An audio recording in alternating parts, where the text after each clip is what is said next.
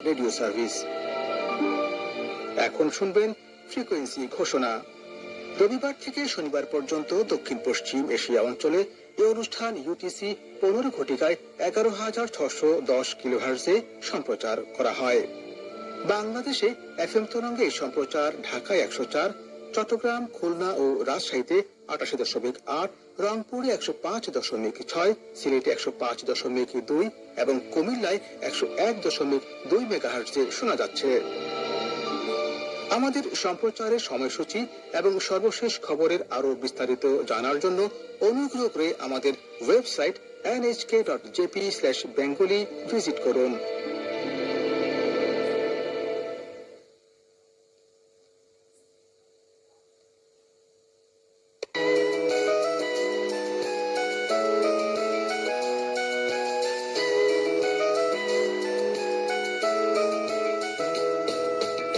শুরু করছি কথা বলা জাপান থেকে অনুষ্ঠানের রবিবারের পর্ব।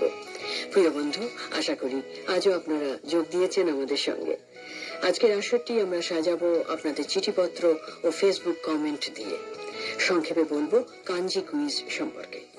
এছাড়া কাসাই বহমান পানির শক্তি শীর্ষক একটি ভিডিও অন ডিমান্ড নিয়ে হবে কিছু কথা। বন্ধুরা, পুরোটা সময় আমাদের সঙ্গেই থাকুন। আসর উপস্থাপন করছি আমি অজন্তা গুপ্ত, আর সাথে আছি আমি আহসান হাবিব।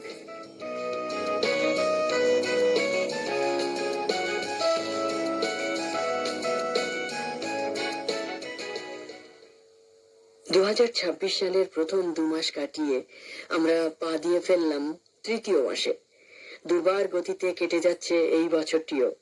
কথামালাকেও চলতে হবে এই গতির সাথে পাল্লা দিয়েই।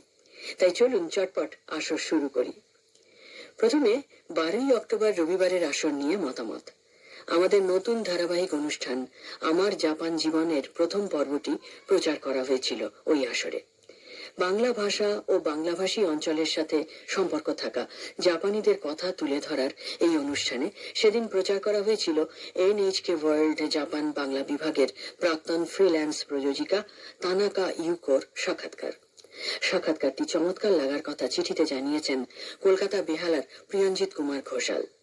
শ্রোতাবন্ধু আরো লিখেছেন, দীর্ঘদিন বাংলাদেশে কাটানো এবং NHK ওয়ার্ল্ড জাপানের বাংলা বিভাগে কাজ করার সুবাদে এখনো তানাকা ইউকো বাংলা বলেন বেশ ভালো। বর্তমানে তিনি জাপানের এক গ্রামে গেস্ট হাউস পরিচালনা করছেন, সেই গল্প শোনালেন। খুব ভালো লাগলো। এদিকে পূর্ব বর্ধমানের হাটশিমলা সমুদ্রগড় থেকে প্রতি বর্ষাক লিখেছেন, আমার জাপান জীবন অনুষ্ঠানটি যেন নতুন এক দিগন্তের দরজা খুলে দিল। NHK ওয়ার্ল্ড জাপানের বাংলা বিভাগের প্রাক্তন ফ্রিল্যান্স প্রযোজিকা তানাকা ইউকোর সাক্ষাৎকারটি আমার মনে গভীর ছাপ ফেলেছে।